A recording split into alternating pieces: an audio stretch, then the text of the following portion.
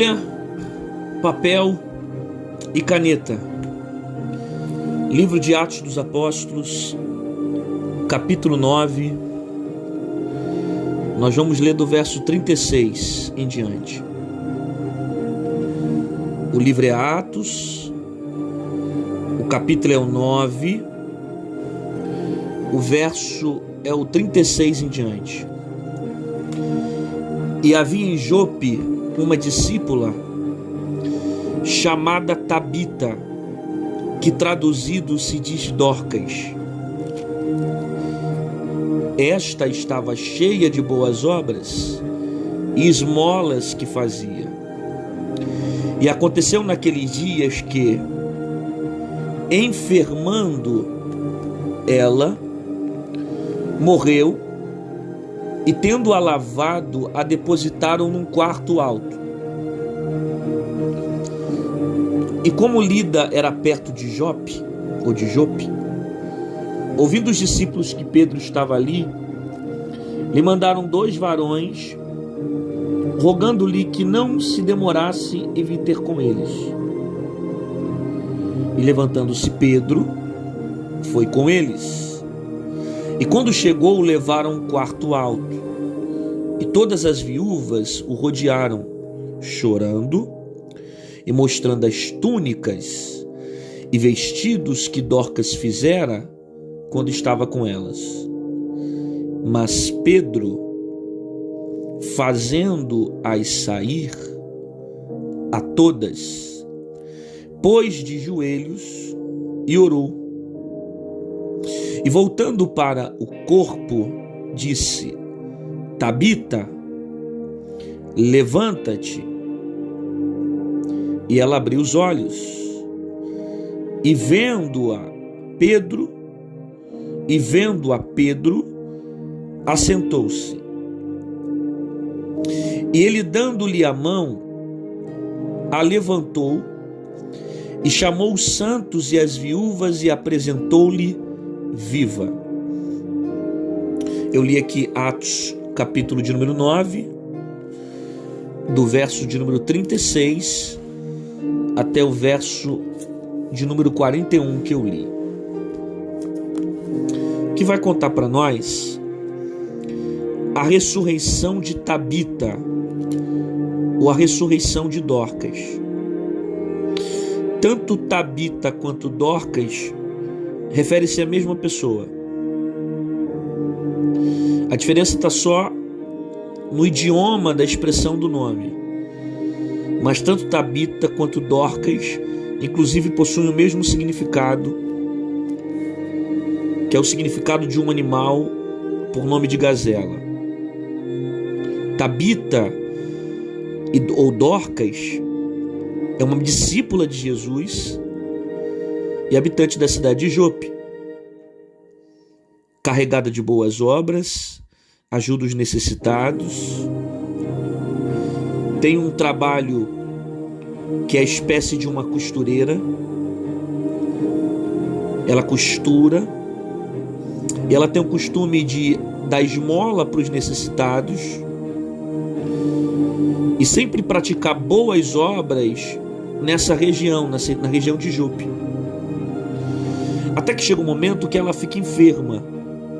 Naqueles dias ela fica doente e o resultado da enfermidade vai levá-la à morte. Sendo discípula de Jesus, Pedro está perto dessa região. Ele havia acabado de curar Enéas. A região de Lida era muito próximo a essa região aqui de Jope. Então Pedro é convocado para orar por essa moça que estava morta, porque quando ela morreu, lavaram o corpo e depositaram num quarto alto. O que é um detalhe interessante, porque em vez de sepultar o corpo, foi levada para o quarto. Ok? Tudo bem que havia um costume cultural para essa época, porém tem um sentido profético aqui. Não sepultam, levam para o quarto e chamam Pedro. E como Lida era perto de Jope, acabei de falar para você que a cidade era perto, Lida era perto de Jope, ouvindo os discípulos que Pedro estava ali, mandaram 2 varões. Os discípulos, sabendo que Dorcas havia morrido, mandaram 2 homens para vir orar pela vida de Dorcas, ou de Tabita. Pedro então foi com eles, foi em direção à casa, chegou em direção ao quarto. Quando Pedro entra no quarto, ele tem essa cena aqui: as viúvas rodeando o corpo, chorando e mostrando as túnicas e as vestes que Dorcas havia feito quando ainda estava viva. Então Dorcas morreu, mas ela deixou boas obras. E as viúvas estavam chorando com os vestidos e túnicas que Dorcas havia feito quando ainda estava viva. Elas pranteavam. Pedro entra no quarto, percebe a cena, todas chorando por causa da perda de Dorcas. Aí o texto diz: mas Pedro, fazendo sair a todos, ou seja, ele tira todos que estavam no quarto, se coloca de joelho, ele ora, depois se volta em direção ao corpo de Tabita, ou de Dorcas, e diz: Tabita, levanta-te. Que é uma ordem de comando parecida com a que Jesus deu nos evangelhos, quando Jesus usou uma expressão chamada Talita Cumi. Menina, eu te digo, levanta. A expressão aqui da ordem de comando é muito parecida. Ele dá uma ordem de comando aqui, ele diz: Tabita, levanta-te. Ela abre os olhos, ela vê Pedro e ela se assenta. Pedro então vai pegá-la pela mão, vai levantá-la, vai chamar os santos e as viúvas e vai devolver Dorcas com vida. Vamos fazer algumas observações desse texto aqui. Primeiro,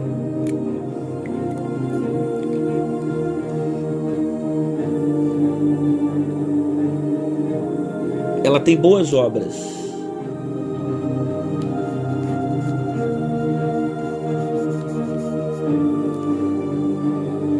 Ok? Ela não é conhecida na cidade pela forma como ela prega, pela maneira como ela exerce um ministério de forma pública. Ela é conhecida pelos bastidores, ela é conhecida com as boas obras. Ela estava cheia de boas obras. Ela era reconhecida na cidade pelos frutos que ela carregava. Jesus disse que a árvore, ela é conhecida pelos seus frutos. A árvore não é conhecida pela forma que prega, pela forma que canta, pela forma que toca, pela forma que ora, pela forma que profetiza, pelos dons da Bíblia. A árvore é conhecida pelos frutos. Então os frutos revelam o tipo de árvore que nós somos. O que determina o tipo de árvore que eu sou são as obras que eu carrego. Os meus frutos revelam aquilo que eu sou. Então, quando você quiser saber quem eu sou, não procure simplesmente procurar ou ter informações do que falaram ou do que disseram, mas veja os frutos. Porque os frutos falam muito mais do que palavras. Toda pessoa que tem a necessidade de querer mostrar para alguém uma coisa que é, porque na verdade nunca foi. Porque quem é não precisa dizer que é, os frutos revelam quem ela é. O testemunho. As atitudes, elas sempre vão falar mais alto que suas palavras. Existem mensagens que você vai pregar muito mais com obras do que com palavras. Você não vê o texto falando do grande sermão de Dorcas, da grande mensagem de Dorcas, mas você vê o texto dizendo que ela estava cheia de boas obras. As pessoas olhavam para ela e enxergavam frutos nela. As atitudes revelavam o tipo de árvore que Dorcas era. Ela era discípula de Jesus. Olha que interessante, ela é discípula. Tem boas obras. E o texto diz: e naqueles dias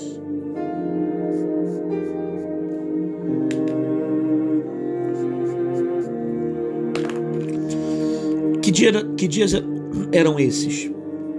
Dias comuns, dias normais. Naqueles dias que, enfermando ela, veio a morrer.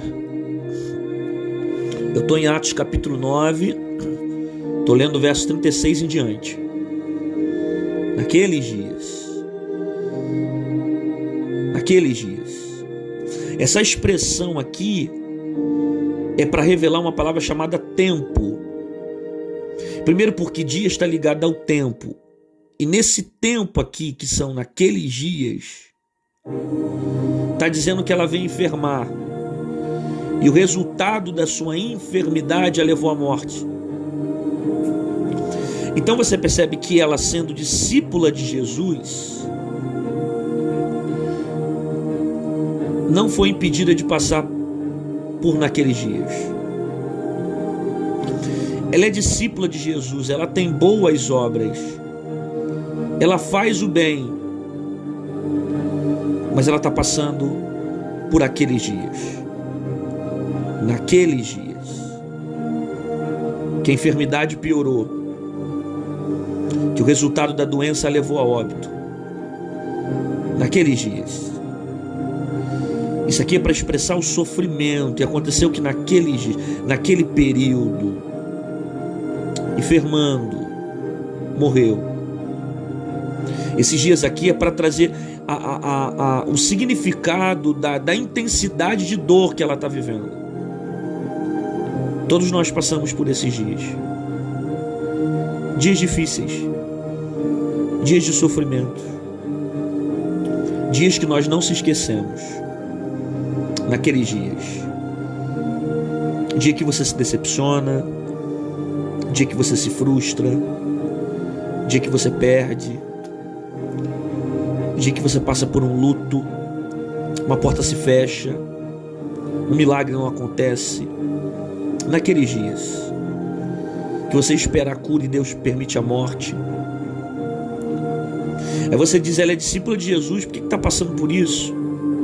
Ela tem boas obras, por que está passando por isso?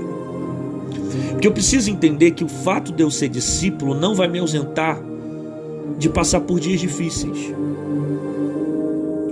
Porque os dias difíceis, eles fazem parte da vida. Então não é porque você tem boas obras que você não vai passar por dias difíceis. Não é porque você é discípulo que você não vai passar por dias difíceis. Entendeu isso aqui? Então você não tem que questionar Deus porque o momento que você está passando tem sido difícil.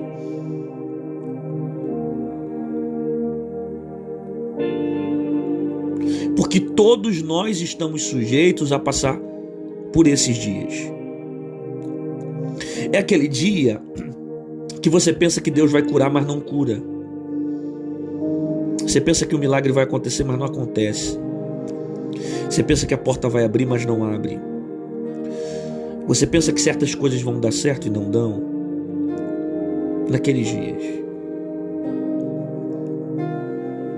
Dias que Deus permite com que o mal bata na nossa porta. Porque o fato de ser discípulo não vai te impedir de passar por tempestades.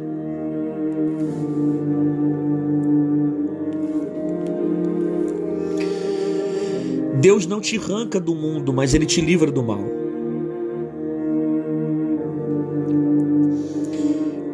Deus não impede a tempestade, mas não deixa o barco afundar.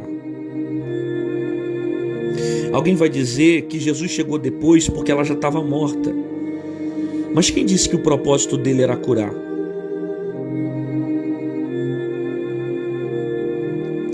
O propósito de Deus era ressuscitar Dorcas.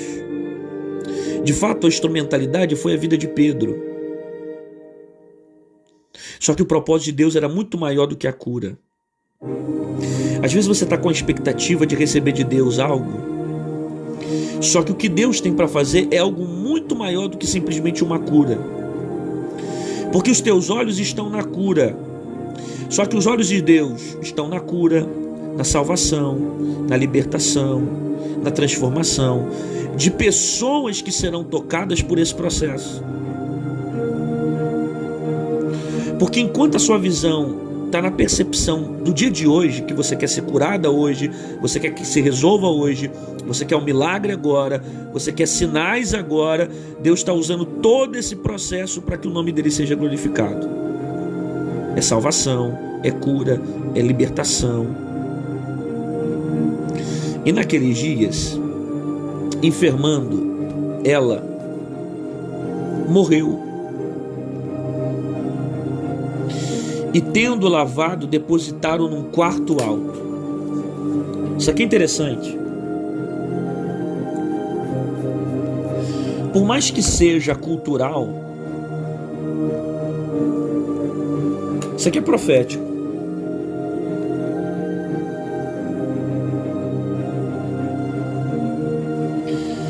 Porque quarto fala disso aqui, ó.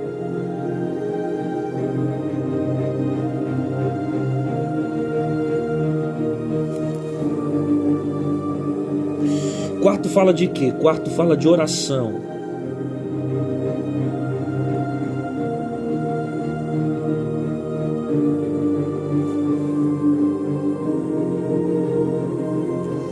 Então, quarto fala de intimidade e de oração.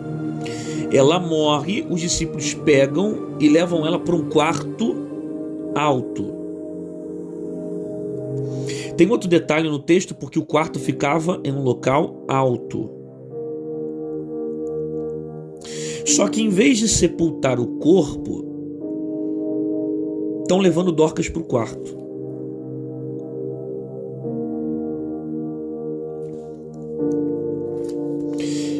Jesus disse: tu quando orares, fecha a porta do teu quarto. Porque quarto fala de oração e quarto fala de intimidade.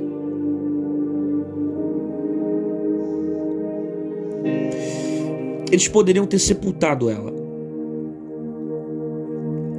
mas eles estão decidindo a levá-la para um quarto alto.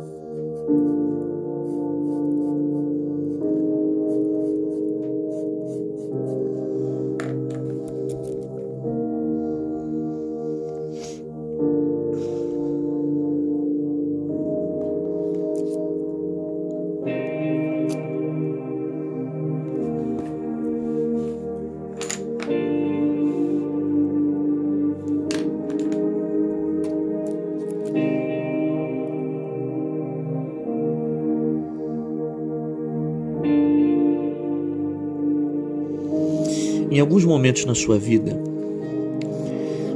você vai passar por situações que a razão vai dizer: enterra, já era, não tem mais jeito, morreu, desiste, acabou. Só que a fé, ela vai gritar e vai dizer: leva para o quarto. A razão está dizendo: sepulta, mas a fé está dizendo: leva para o quarto. A razão está dizendo: desiste, mas a fé está dizendo: coloca no joelho. A razão está dizendo: não tem mais jeito. A fé está dizendo: Deus ainda nem começou a fazer o que Ele tem para fazer.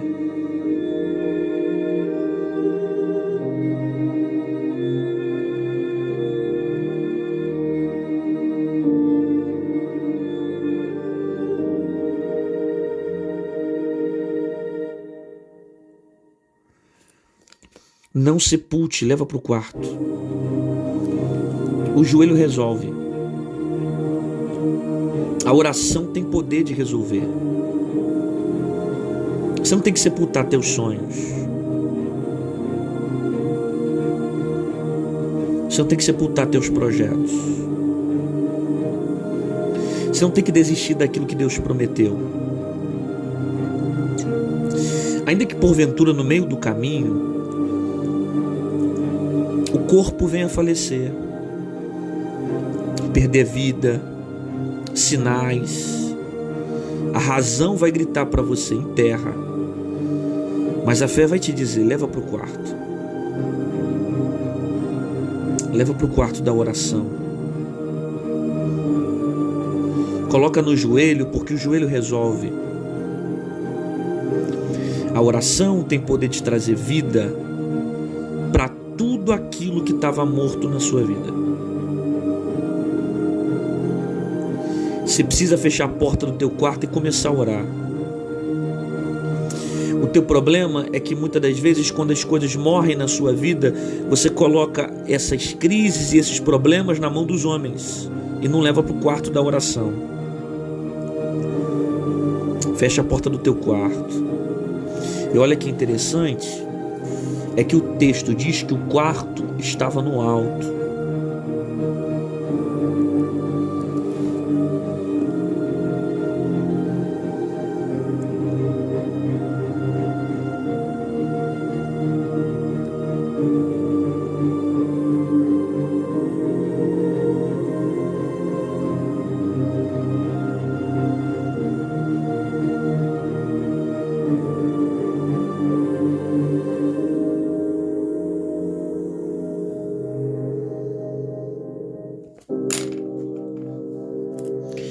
Se você não suporta vencer guerras embaixo, leva para o alto. Se você não suporta vencer processos embaixo, leva para o alto. Leva a sua dor para o alto. Coloca no alto. Coloca os seus problemas na mão de quem tem poder de resolver. Você já percebeu que embaixo a razão está gritando, dizendo: já era, sepulta em terra. Mas alguém movido pela fé está dizendo: leva para o quarto no alto. Você precisa entregar esses problemas na mão de Deus. Suas crises, suas ansiedades, depressão, suas fobias, suas dificuldades, os desertos, questionamentos. Leva isso para o alto, porque é do alto que vai vir o que você precisa. O que você precisa não vai vir da terra, o que você precisa vai vir do alto. Então leva para o alto. Leva as lágrimas para o alto, leva as guerras para o alto, leva o sofrimento para o alto, leva as crises para o alto.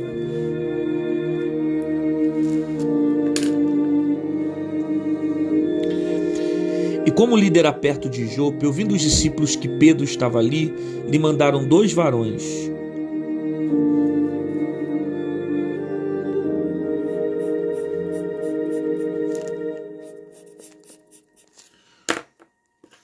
rogando-lhe que não se demorasse em vir ter com eles.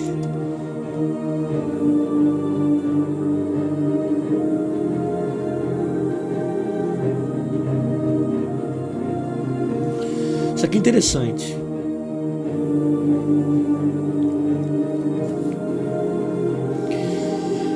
Porque são dois varões que estão sendo levantados para interceder por Dorcas.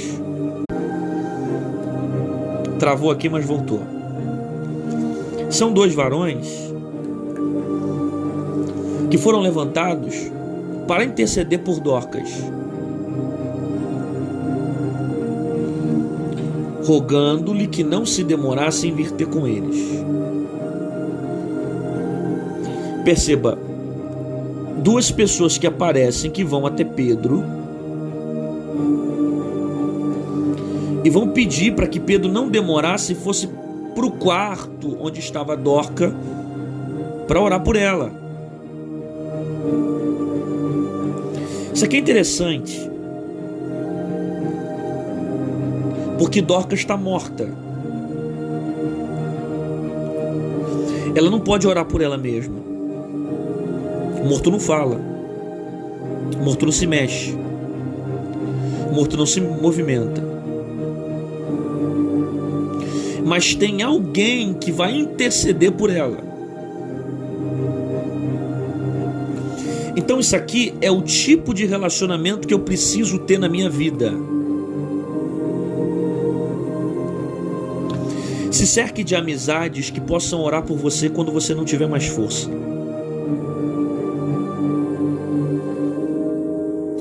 Se cerque de relacionamentos que possam interceder por você quando você não tiver mais força.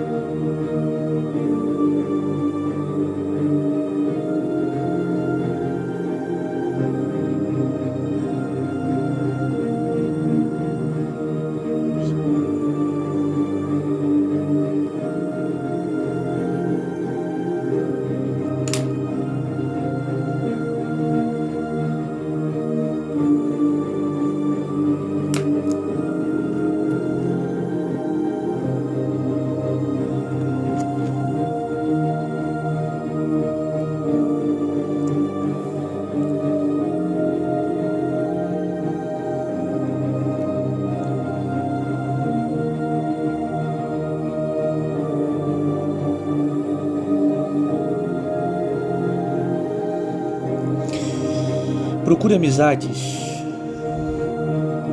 que orem por você quando não existe mais forças.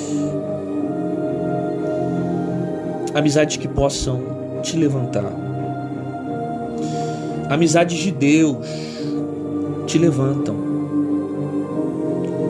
Procure amizades que te levam para perto do altar. Amizades que edificam você. Relacionamentos que te ressuscitam, que te colocam para cima. É esse tipo de amigo que eu quero. Que quando não tiver mais força, quando eu estiver morto, quando porventura eu passar por situações na vida e não ter força para me levantar, é esse tipo de relacionamento que eu quero. Como esses dois varões aqui, que estão rogando por ela. Ela está morta. Ela não tem condições de clamar por ela, porque morto não fala, morto não se mexe. Procure amizades que possam orar por você quando você não tiver força. Quando você não tiver força para levantar, quando você não tiver força para caminhar, quando você não tiver força para prosseguir.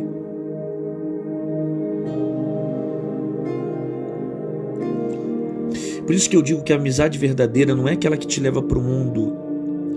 A amizade verdadeira é aquela que te leva para perto do altar. As amizades que vêm de Deus, elas edificam a sua fé. Relacionamentos que só deixam marcas, traumas e desgraçam a sua vida emocional e não constrói uma fé sólida em você, não te faz bem. Não vem de Deus. Porque tudo que Deus colocar na sua vida vai te aproximar dele, não te afastar. Você precisa estar cercada por amizades que possam orar por você quando você não tiver força para aclamar, quando você não tiver força para ler Bíblia, quando você não tiver força para buscar.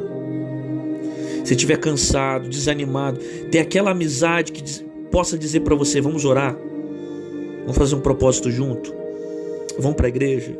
Não, a gente não vai para o baile, nós não vamos beber, não vamos para o mundo, não. Nós vamos para a igreja.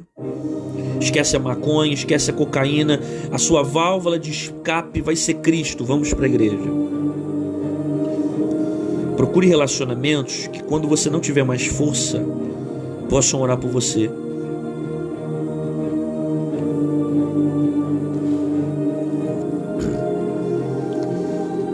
Levantando-se, Pedro foi com eles.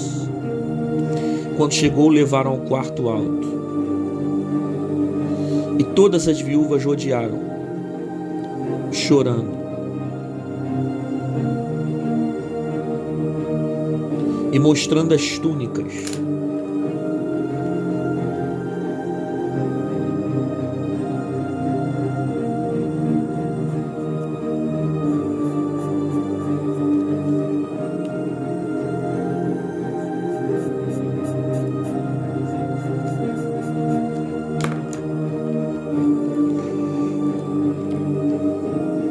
Mostrando as túnicas e vestidos que Dorcas fez quando estava com elas.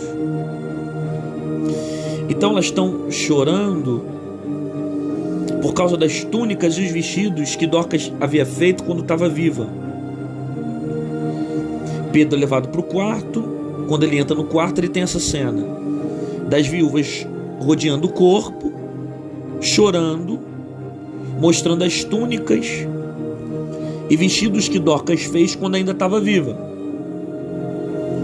Então isso aqui também é interessante, porque Dorcas se foi, mas os frutos ficaram. Dorcas se foi, mas os frutos permaneceram. Dorcas se foi, mas as obras ficaram. Isso aqui é evangelho, gente. Isso aqui é evangelho. Porque Deus não me chamou só para guardar para mim aquilo que eu recebi dele. Deus me chamou para reproduzir para o outro aquilo que eu recebi dele.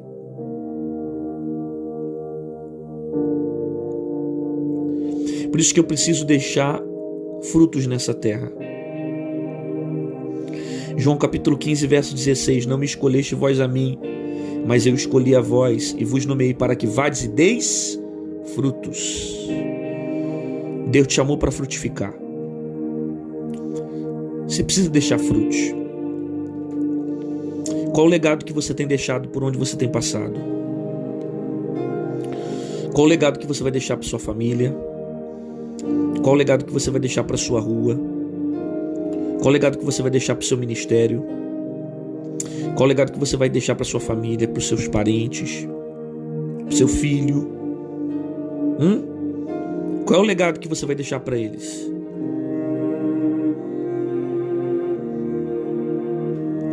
Qual o legado que você vai construir?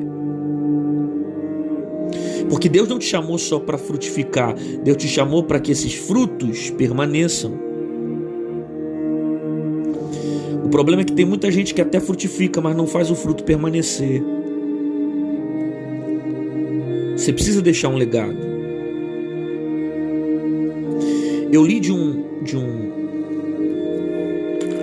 filósofo que ele disse que o maior legado que você pode deixar para o seu filho é um bom caráter. Isso é interessante, porque tem gente que não vai conseguir deixar casa, não vai conseguir deixar carro, não vai conseguir deixar dinheiro, mas vai conseguir deixar caráter. Então deixa um legado de caráter. Porque a sua vida tem um propósito nessa terra. E de repente o teu propósito é estabelecer um legado para o seu filho, para alguém que te admira. Mas você precisa deixar frutos. Eu vi um outro teólogo escrever e dizer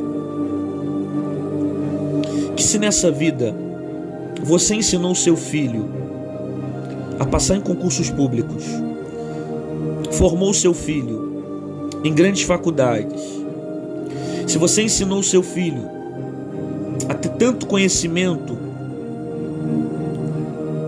nessa terra, mas você não ensinou ele a temer a Deus, a sua missão como pai ainda não foi cumprida. Porque o temor ao Senhor é o princípio de toda sabedoria. Dorcas se foi, mas os frutos ficaram. Então ela é alguém que está pregando mesmo depois de morta, porque as obras dela estão pregando para as pessoas que estão próximo a ela. Você precisa deixar frutos. Eu tenho certeza que se eu partir agora, os meus frutos vão ficar. Eu tenho deixado um legado. Não vou dizer que eu deixei porque a vida não acabou ainda, mas tenho construído um legado. Quantas pessoas têm sido alcançadas, transformadas, salvas, libertas pelaquilo que Deus tem colocado em minha vida. Porque eu entendi que não basta apenas frutificar, é preciso permanecer. Você precisa ter no teu coração um desejo de permanecer. Deus te chamou para construir um legado, para deixar uma herança. Deus não te chamou para você viver de um momento. Deus não quer ser uma aventura na tua vida. Deus não quer ser uma passagem na sua vida. Deus te chamou para deixar um legado, para deixar uma história. Até que chegue o ponto que os seus frutos preguem mais por você. Os frutos preguem até mesmo depois da sua morte. Dorcas morreu, mas as pessoas estão chorando por causa das túnicas e os vestidos que ela fez quando estava viva, por amor. É por isso que eu não entendo uma pessoa que vai para qualquer lugar na igreja, se envolvendo com o corpo de Cristo, e não tem a necessidade de frutificar.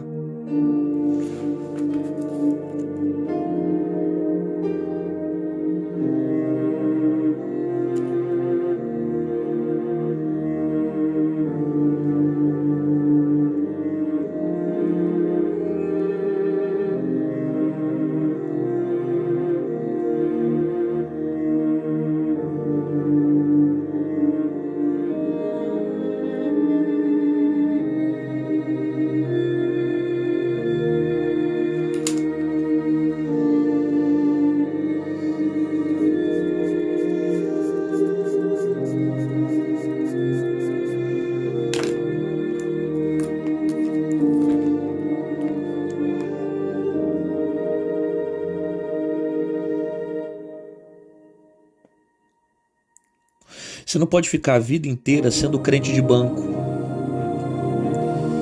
Você não pode ficar a vida inteira só observando os outros crescerem. Você não pode ficar a vida inteira na zona de conforto. Você não pode ficar a vida inteira dizendo: não vou me envolver com ninguém, não vou fazer nada, não quero trabalhar. Deus te chamou para frutificar.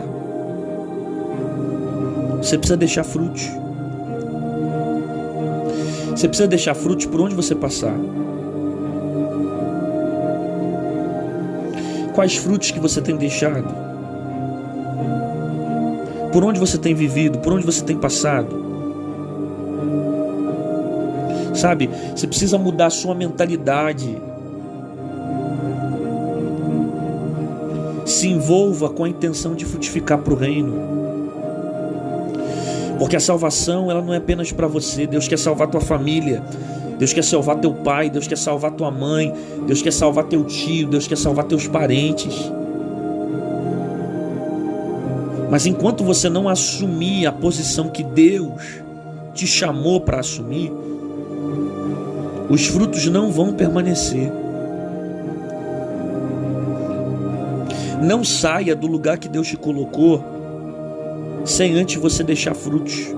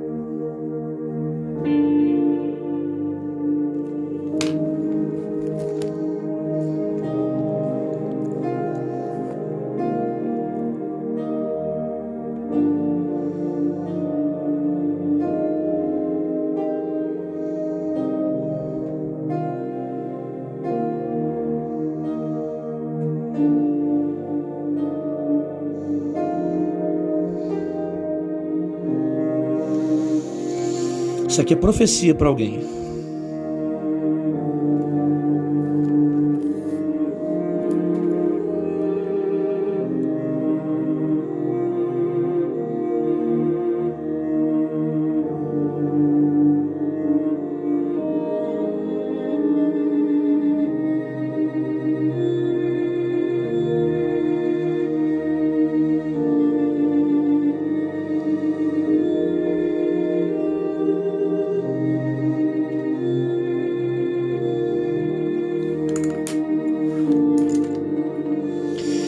Não saia do lugar que Deus te colocou sem construir um legado.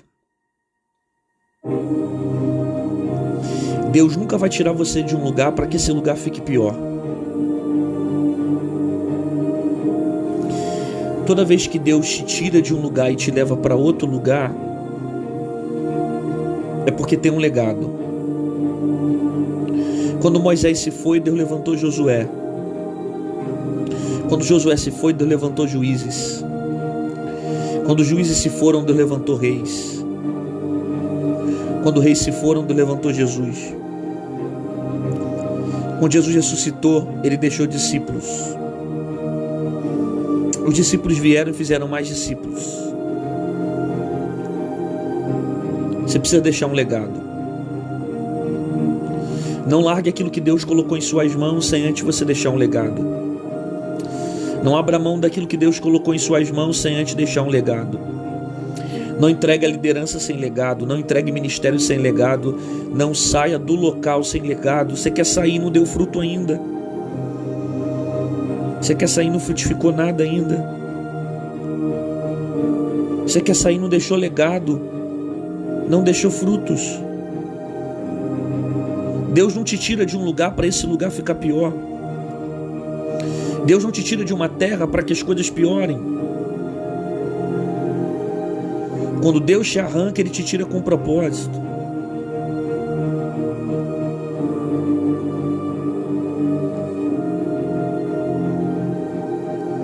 Ela deixa frutos. E a pergunta que não cala é: quais são os frutos que você tem gerado? Qual o legado que você tem construído?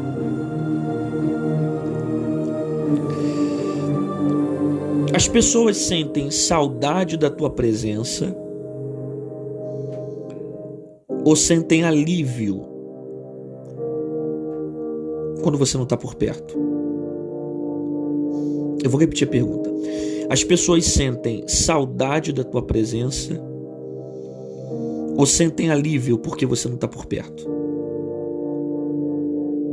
Qual o legado que você tem gerado nas pessoas? Você tem deixado saudade ou você tem deixado alívio?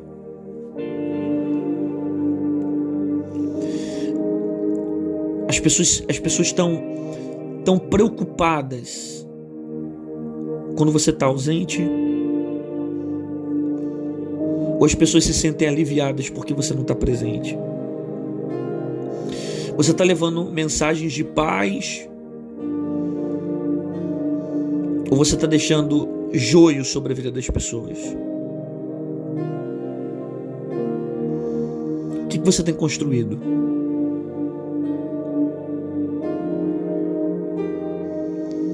Qual o legado que você vai deixar para esse mundo, para essas pessoas? Você precisa refletir nisso. Porque no dia que você partir, as suas obras vão ficar. E quais serão as últimas palavras que as pessoas vão dizer ao teu respeito? Ali foi quem? Uma mulher simpática? Um homem risonho? Um cara brincalhão? Quais são as últimas palavras? Ele se foi, mas deixou um legado. Ele se foi, mas deixou obras. Ele se foi, mas as túnicas ficaram. Ele se foi, mas ficou muitas vestes na mão de viúvas, na mão de necessitados. Porque o legado prega por você. Repare que Dorcas já morreu, mas a obra dela está pregando. O problema é que a gente acha que pregação é só quando abre a boca para falar. Abrir a boca para falar é uma das formas de pregar. O legado às vezes prega muito mais do que as palavras. As obras, as atitudes. As viúvas não estão chorando porque Dorcas tinha uma palavra bonita. As viúvas estão chorando porque Dorcas era alguém que tinha boas obras na cidade. E pelo fato dela estar cheia de boas obras,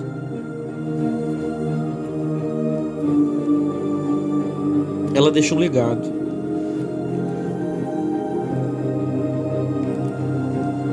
Ah, isso aqui é tremendo, cara. Olha isso. Isso aqui é muito forte.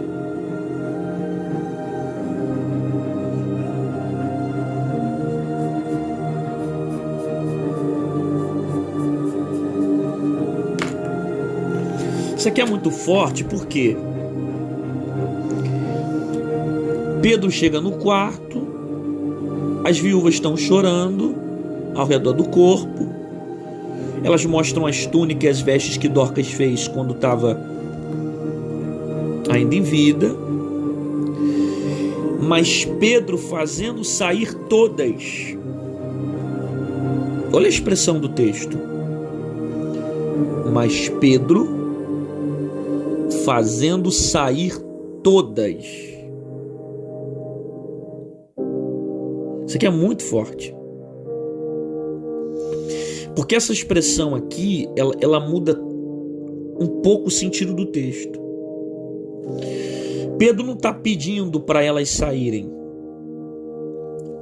Pedro não está olhando para ela, para as viúvas, e está dizendo: vocês podem sair do quarto.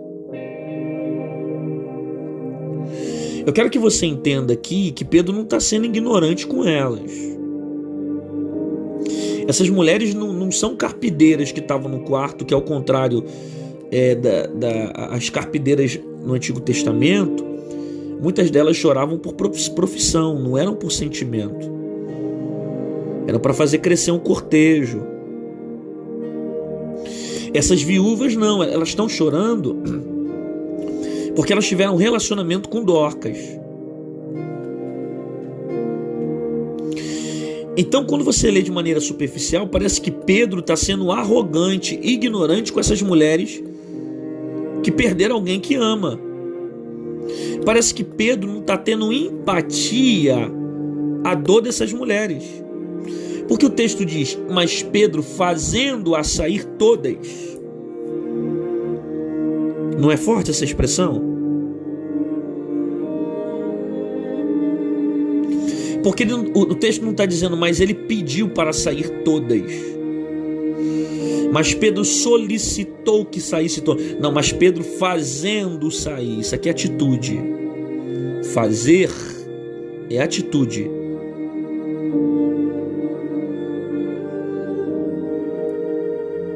Ele não está pedindo, ele está fazendo elas saírem.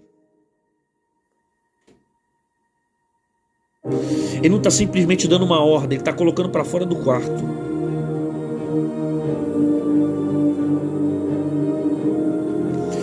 Se você não entende o propósito, você questiona essa decisão de Pedro aqui.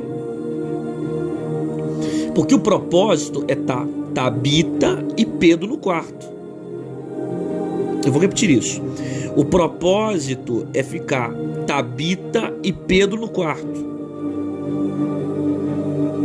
Então não é que Pedro não esteja comovido com a dor dessas mulheres. Ele está tão comovido que ele vai ressuscitar Dorcas. Não ele, mas o Espírito que está sobre ele.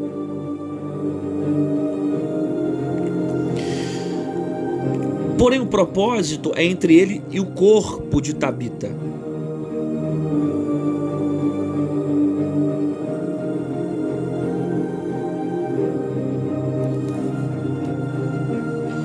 Aí ele faz todas que estavam no quarto saírem.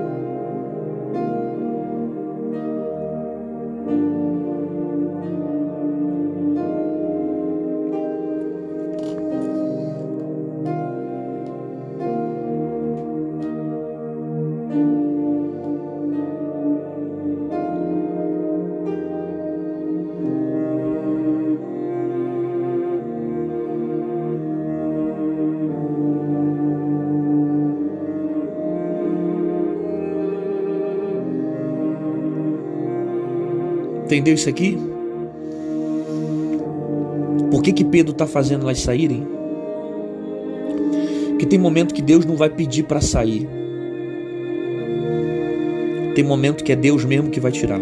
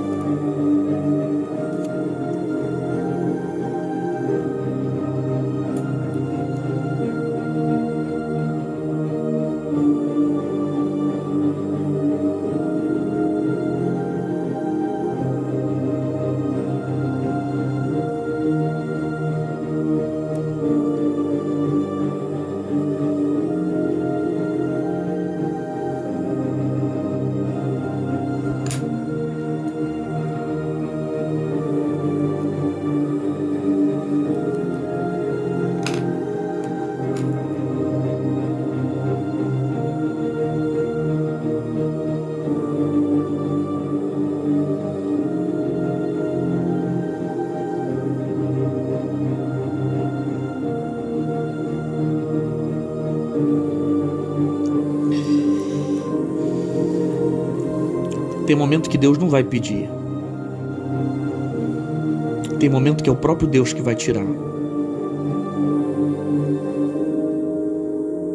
Tem momento que Deus não vai pedir para você, porque Ele sabe que se Ele pedir, você não tira. Porque você está tão agarrado em certos vínculos que você não abre mão. Aí Ele não pede, Ele arranca. Aí você fala, por que Deus tirou? Por que Deus arrancou?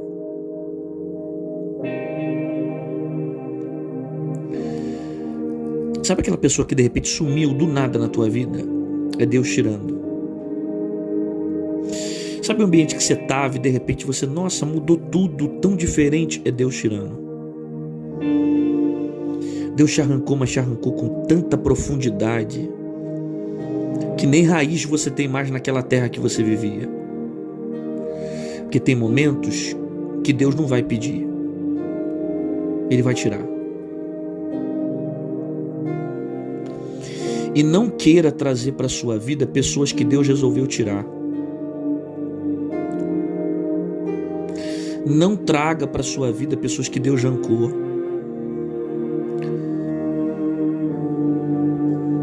Você está tentando insistir em situações que você está vendo que só vai trazer desgraça para você. Você está tentando insistir em uma situação que você custou sair.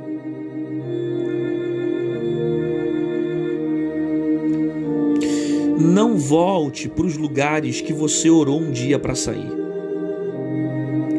Eu vou repetir a frase. Não volte para os lugares que você orou um dia para sair de lá. Você orou tanto para sair de lá e vai voltar? Você clamou tanto para sair de lá e vai voltar?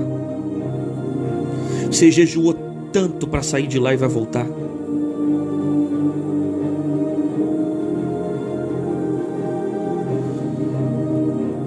Deixa Deus tratar. Não traga para sua vida quem Deus decidiu tirar. Se Deus tirou, Ele tirou porque Ele te ama. Ele não tirou porque queria que você se afundasse em lágrimas, em dor, em sofrimento. Ele tirou porque Ele tem um propósito. Porque Deus vai tirar tudo aquilo que atrapalha o propósito. Tudo que atrapalha o propósito, Deus vai arrancar. Então não questiona. Então não murmura. Então não reclama. Porque tudo que atrapalha, Deus tira. Pedro entra no quarto, vê as mulheres chorando e ele vai tirá-las do quarto. Porque tem momento que Deus não vai pedir, Ele vai arrancar. Porque Ele sabe que se pedir para você, você não é capaz de abrir mão de certos vínculos, certas amizades, certos ambientes. Tu tá tão entranhado, tá tão preso com certos níveis de relacionamento, que é Deus que vai tirar. E quando Ele arrancar, traz de volta não. Deixa Deus tratar. Porque há um propósito nisso. Mas Pedro, fazendo sair todas, pôs-se de joelho e orou. Isso aqui é interessante, né?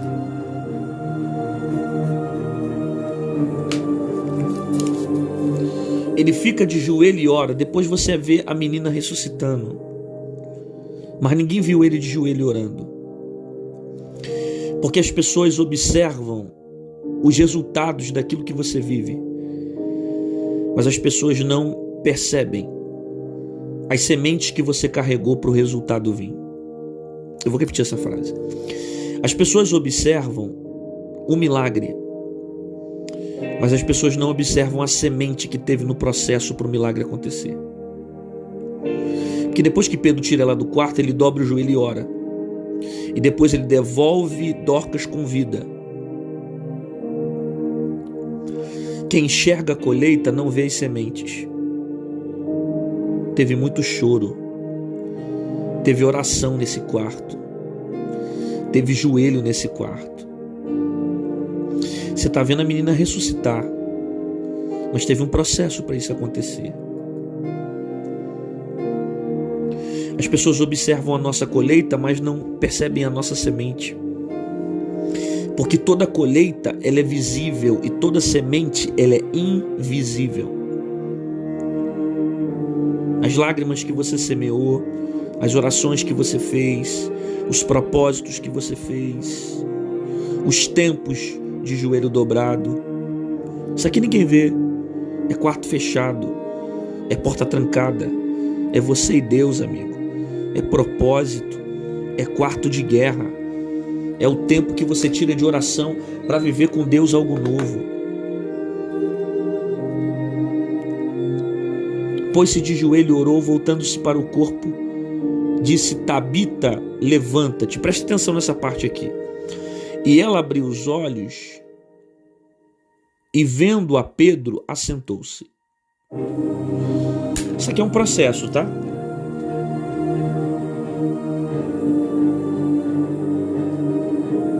Levanta-te, abre os olhos, vendo, assentou-se.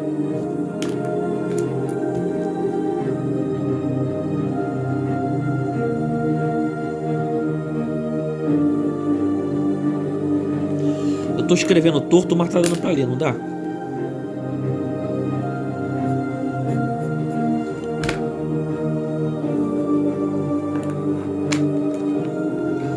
Então, isso aqui, você precisa dobrar sua atenção aqui, porque isso aqui é um processo. Tabita, levanta. Ela abre os olhos, ela vê Pedro, ela se assenta.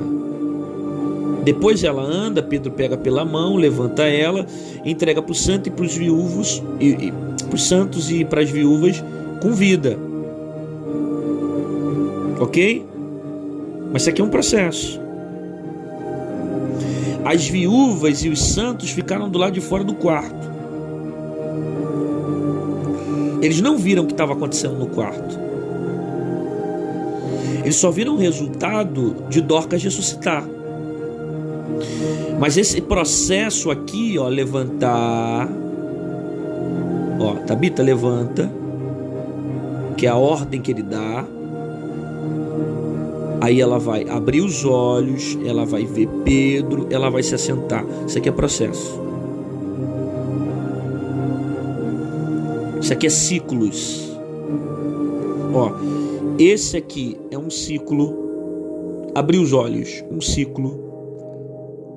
Ver, um ciclo. Se assentar, outro ciclo. Se levantar, outro ciclo. Isso aqui é um processo que você precisa entender que quem está fora não vai ver. Quem está fora não vai perceber o que está acontecendo, porque quem está fora só vai ver a menina ressuscitando. Mas quem está dentro está entendendo que tem um processo. Isso aqui leva tempo. Isso aqui se chama etapas. Primeira etapa, abrir os olhos. Segunda etapa, ver Pedro. Terceira etapa, se assentar. Quarta etapa, se levantar. Então tem um processo.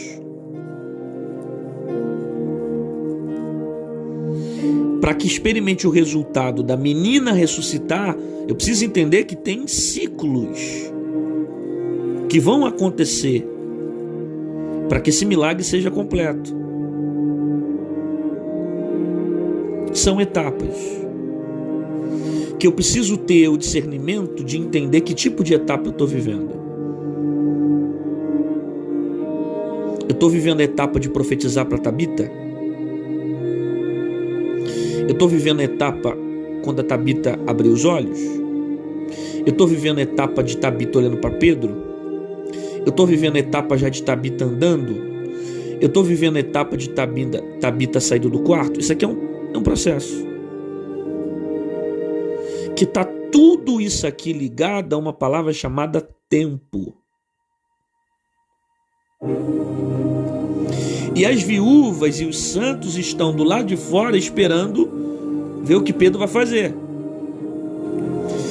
Se eles entrarem no quarto, eles vão atrapalhar o propósito, porque Pedro colocou todo mundo para fora do quarto.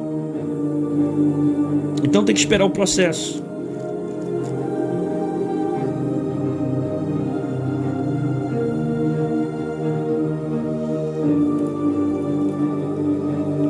Não pule essas etapas. Você precisa passar por esse caminho aqui. Porque para viver um tempo de milagre, você tem que passar por esse processo.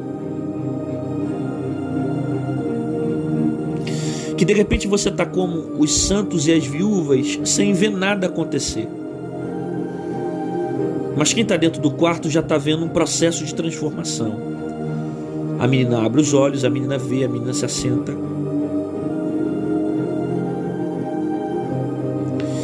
Quem está fora não percebe, mas quem está dentro está vendo Deus trabalhar.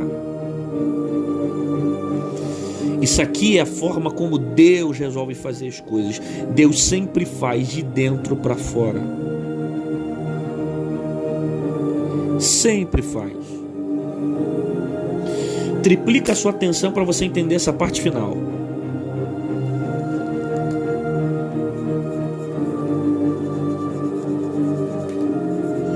Porque isso aqui está ligado, isso aqui, esse processo aqui está ligado com isso aqui. Depois que Pedro dá a ordem, Tabita levanta, ela abre os olhos, ela vê Pedro, ela se assenta. Pedro vai pegar lá pela mão, se levanta, chama os santos e a viúva e apresenta com vida. Aqui é o resultado. Aqui é o cumprimento do resultado. Aqui é um milagre. Que ela estava morta. Então aqui é um milagre. É o cumprimento do processo. Só que para chegar nesse período aqui, que é o período de resultado, tem que passar por aqui, tem que passar por aqui, tem que passar por aqui, tem que passar por aqui. Vou repetir. Para chegar nisso aqui, ó, vida, tem que passar por aqui, aqui, aqui, para viver isso aqui. Então, se você se precipitar e entrar no quarto fora do tempo, você vai impedir o propósito.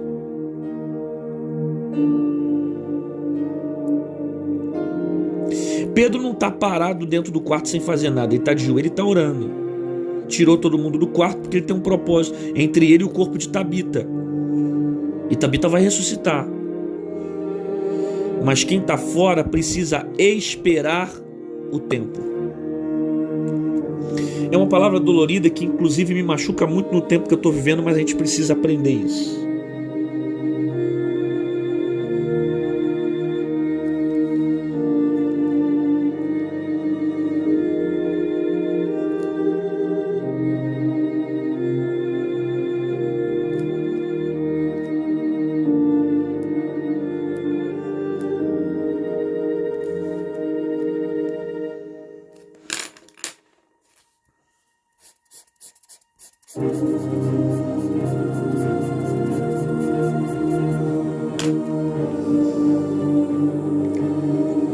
Você tem que esperar o tempo.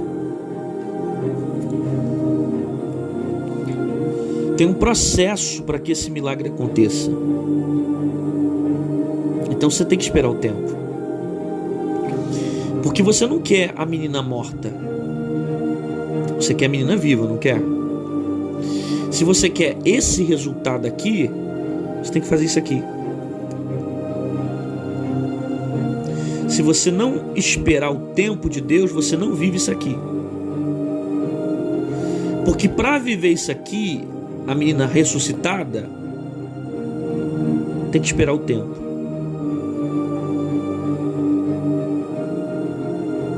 Espera o tempo.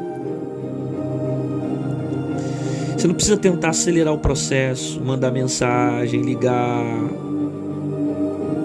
Espera o tempo. Você já não falou que não quer ele morto? Você já não falou que não quer ele de qualquer maneira? Você já não falou que se for de qualquer jeito você não quer? Deus vai te devolver com vida. Mas para que você receba com vida, tem que esperar o tempo. Espera o tempo. Porque para ter esse resultado tem um caminho. Que enquanto você não esperar esse tempo aqui, você não vive esse propósito aqui. Porque Deus não vai te entregar nada de qualquer maneira. Deus não vai te entregar nada de mão beijada, sem sacrifício, sem valor. Você vai precisar passar por esse processo aqui para valorizar o que Deus vai fazer aqui. Deus não vai te devolver nada morto, Deus vai te devolver com vida. Você pode até ter entregue morto nas mãos de Deus, mas Ele vai te devolver com vida. Então espera o tempo. Não deixe a ansiedade te dominar. Não deixe as crises te dominarem. Inquietações, insegurança. Espera o tempo. Porque por mais que você não veja o que está acontecendo, do lado de dentro, Deus está transformando.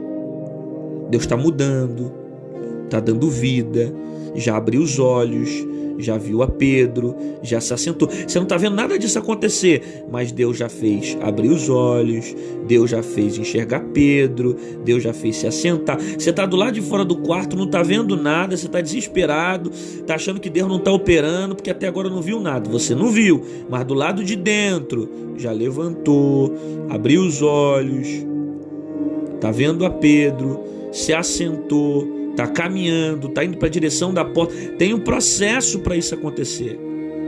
Só que você precisa esperar. Espera o tempo. Porque Deus está agindo. E o fato de você não ver não significa que Deus não está fazendo. Deus está fazendo. A questão é que Ele não quer te dar morto, Ele quer te dar com vida. Então, para ter vida, tem que esperar o tempo. Senhor, nós louvamos o Teu nome porque o Senhor é Deus que cumpre a Tua palavra. Aqui tem pessoas que ficaram conosco aqui nessa live com um desejo imenso de ouvir a Tua voz, de aprender mais da Tua palavra, e que essa verdade nos ensine, nos console, nos confronte para viver os Teus propósitos aqui na terra. Eu abençoo a vida de cada pessoa no nome de Jesus. Amém. Ontem não deu tempo de fazer o Bíblia, papel e caneta, e nós fizemos hoje. Resumo final. Vamos ficar um tempo sem ter Bíblia, papel e caneta, hein? Depois a gente vai voltar, por causa das minhas correrias diárias. Então vamos lá. Ela é discípula, mas é cheia de boas obras. Ela é discípula, mas tem frutos. Que não basta apenas ser discípulo, tem que ter frutos. Não basta apenas pregar, tem que ter frutos. Não adianta ser discípula se não tiver frutos. A maior mensagem que você vai pregar são com as obras. Ela é cheia de obras. E aconteceu naqueles dias, mesmo sendo discípulas, ela passa por momentos como naqueles dias. Que dias são esses? Dias de sofrimento, dias que ela veio ficar enferma e o resultado da doença a levou à morte. Naqueles dias, todos nós passamos por isso. Sofrimento, perda, morte, doença, luto. Uma vida de fidelidade a Deus e de boas obras não vai te ausentar de passar por sofrimento. A dor faz parte da vida. Só que até na dor, Deus tem um propósito. Naquele dia, enfermando, ela morreu.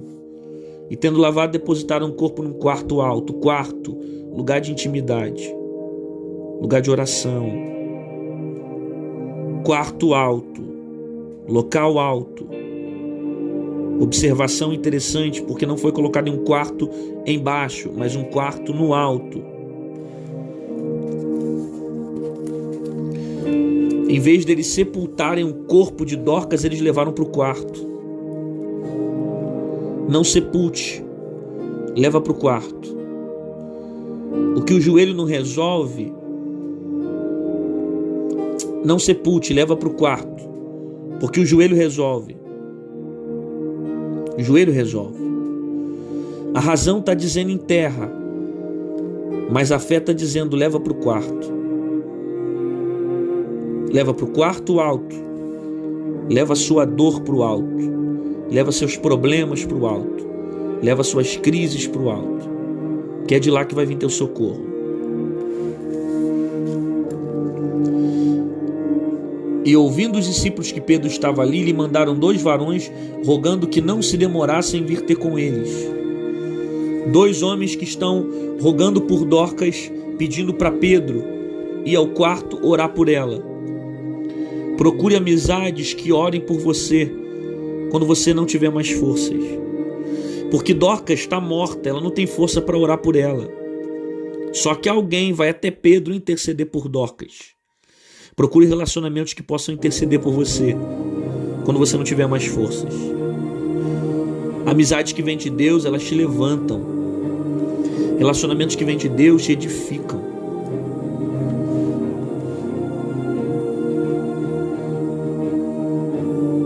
E levantando-se, Pedro foi com eles e chegou e levaram a um quarto alto, e todas as viúvas o rodearam.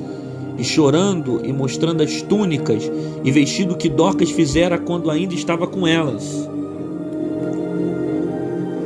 Dorcas se foi, mas os frutos ficaram. Deus me chamou para gerar frutos. Dorcas morreu, mas as túnicas ficaram. Deus me chamou para frutificar. Não saia do lugar que Deus te colocou sem construir um legado. Você precisa deixar um legado. Precisa deixar frutos.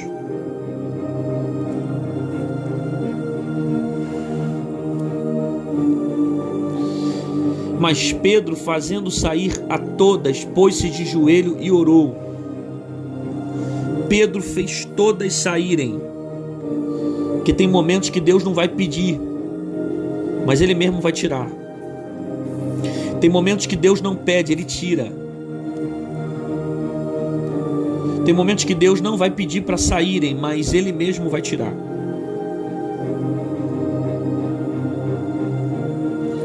Não traga para a sua vida pessoas.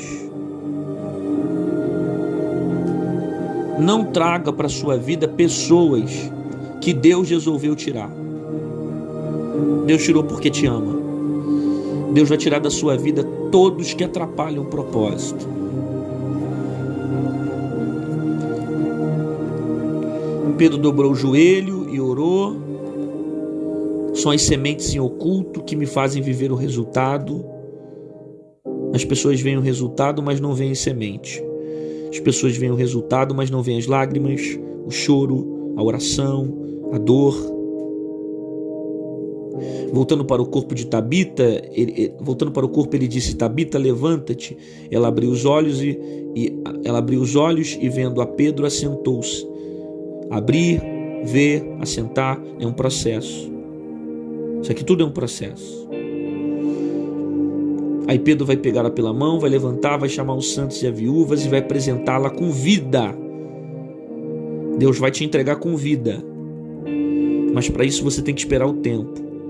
Porque Deus não vai te entregar nada morto. Beleza? Esse foi o Bíblia, Papel e Caneta. Se vocês quiserem aprender mais dessa palavra, no meu canal do YouTube, eu tenho uma mensagem extraordinária sobre esse texto, Você precisa ver, tem muita gente que ainda não viu. Chamado Uma Vida com Propósito. Ok? Eu prego mais detalhado ainda falando sobre a história de Dorcas, contando ali as revelações e a maneira como Deus fala conosco nessa palavra. Depois você procura no YouTube Uma Vida com Legado, coloca meu nome, Rodrigo Santana, Pastor Rodrigo Santana, coloca Uma Vida com Legado e você vai ver as revelações, reflexões desse texto nessa palavra, tá bom? Deus te abençoe, fica na paz.